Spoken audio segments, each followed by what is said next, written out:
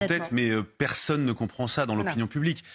Simplement pour préciser qui est cette personne. Et c'était une information européenne d'ailleurs, je le rappelle. Exactement. Vous avez été les premiers à annoncer cette visite. Exactement, je peux vous dire que l'Élysée n'était pas très contente de ce qu'on a fait, mais c'est pas grave parce que c'était pour l'information du grand public. Ce que je peux vous dire quand même, c'est de qui on parle. On parle de l'ancien adjoint de al-Baghdadi, le calife de l'État islamique, donc qui a créé le groupe HTC ou HTS, ça dépend dans quelle langue on le prononce.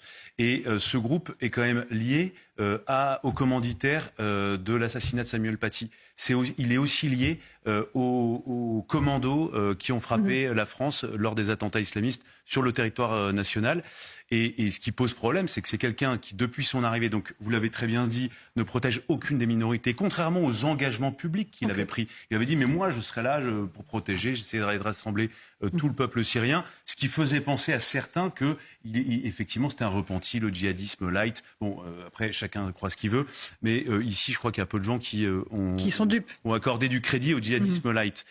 Cette personne donc figure sur des listes de sanctions des Nations Unies. Et il peut venir en France quand même. Donc Emmanuel Macron, enfin l'Élysée, sans risquer d'être arrêté, a fait une demande il y a quelques jours aux Nations Unies pour une demande d'exemption pour que cette personne puisse venir sur le territoire européen, puisse venir en France sans se faire interpeller par exemple, des pays que le président syrien survolerait. Normalement, si ça se produisait dans un monde normal, eh bien, il y a des avions de chasse qui décolleraient pour escorter l'avion du président syrien, pour l'empêcher d'atterrir. Donc, les Nations Unies ont donné leur accord à cette exemption.